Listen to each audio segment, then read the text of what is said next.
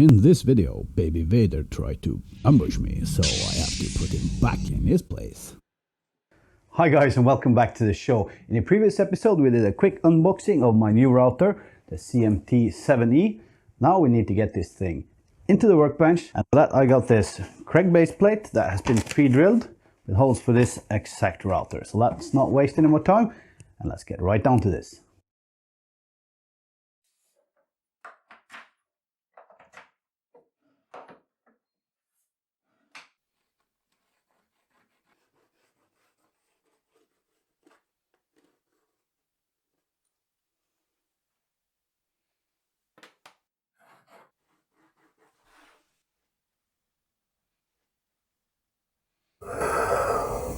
Luke, I am Nomad Makes.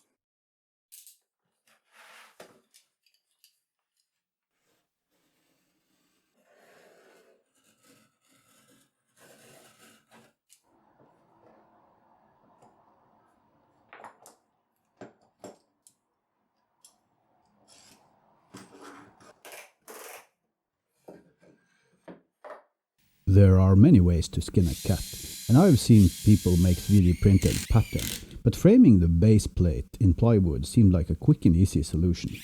It will not trace the corners correctly though.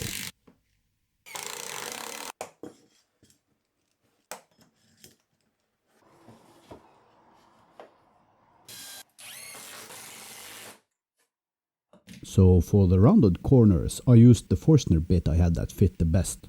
This became redundant later because of my roundabout solution for this, but more on that later.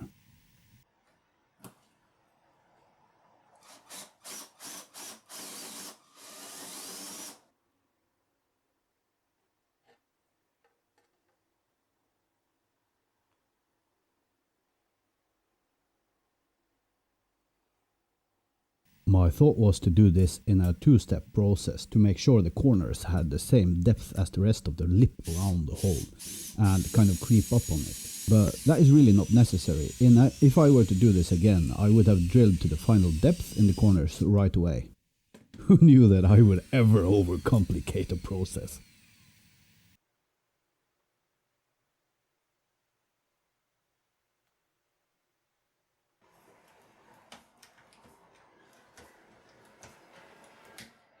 This router locks while at full depth, which is a fantastic feature for changing bits.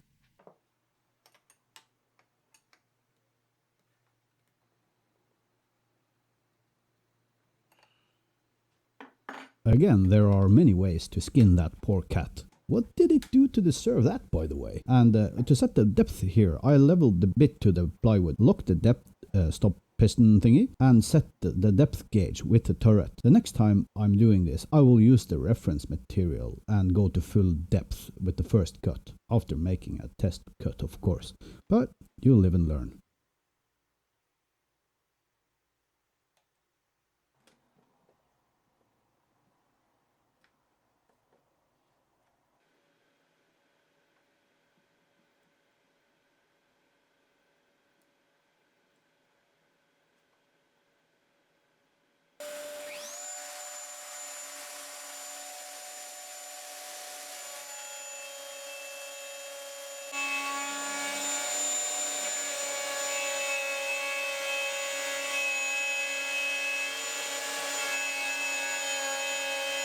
Wow, that shop vac is doing an amazing job, don't you agree?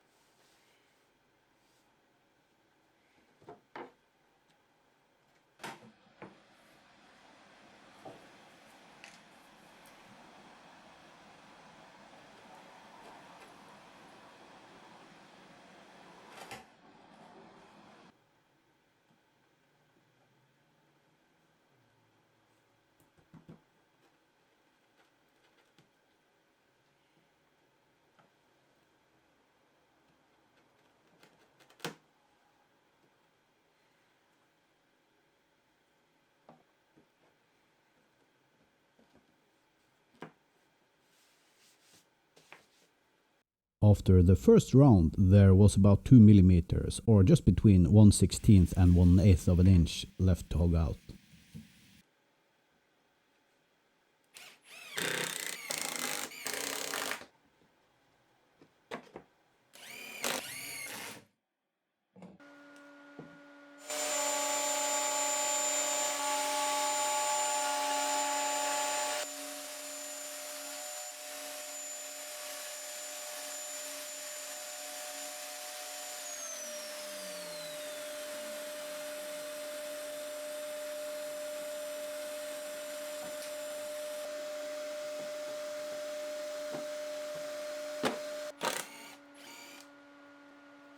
Like I said, I kind of overcomplicated this by creeping up on it, but the depth was perfect.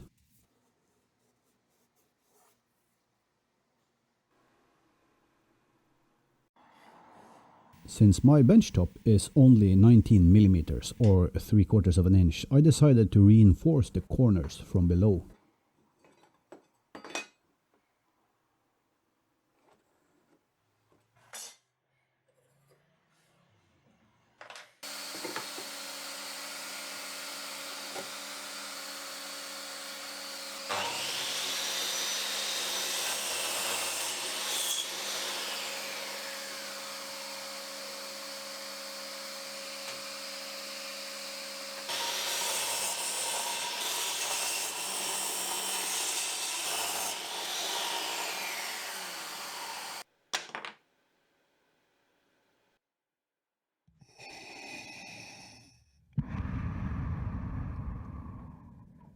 So there I was in this super exposed position, right? And baby Vader took the opportunity to ambush me, that little bastard.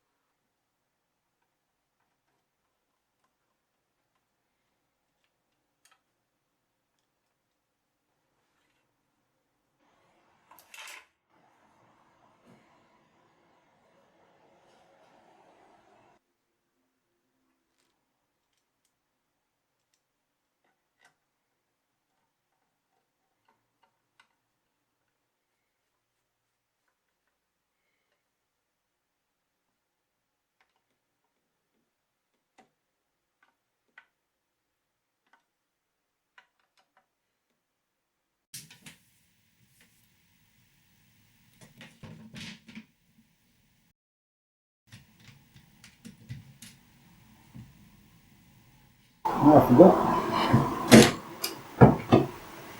forgot to take out the spring.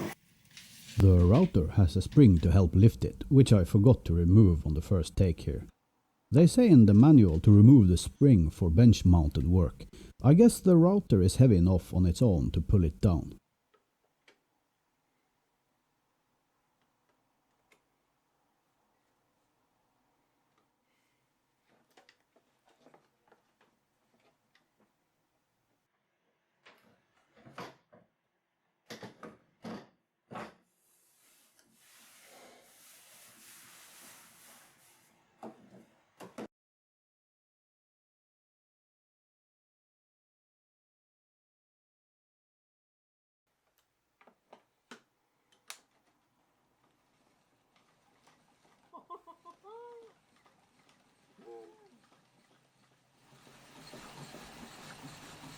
I have a lot in there. To understand all the cheering about this simple function, I will put it in perspective for you. This is where I come from, a cheap, wobbly router screwed to the bottom of my bench. It was somewhat of a nightmare to get the depth right on that one, but it kinda got the job done though.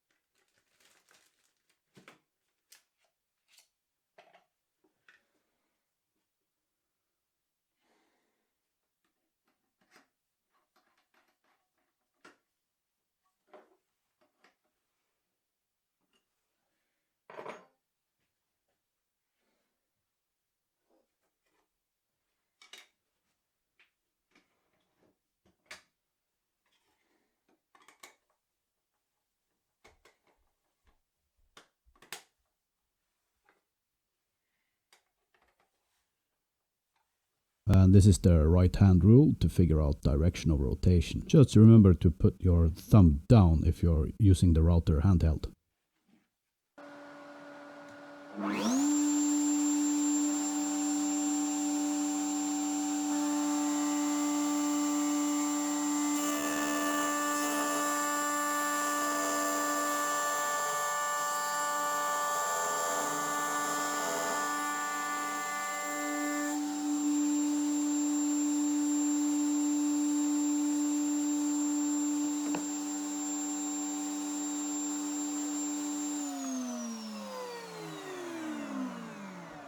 And here we have the best router life hack in the universe, drawing the direction of rotation on the inserts with a Sharpie. But again, that is it for today, guys. I really hope you enjoyed the video. If you did, please remember to leave a thumbs up. If this is your first visit to my channel, please consider subscribing. Should you want to support me, the race is on to become my first ever Patreon. You'll find a Patreon link and affiliate links to products I use and recommend below. If you don't feel like that, you can help by telling your friends about the channel on your social media of choice. Cheers, guys, and I'll catch you in the next one.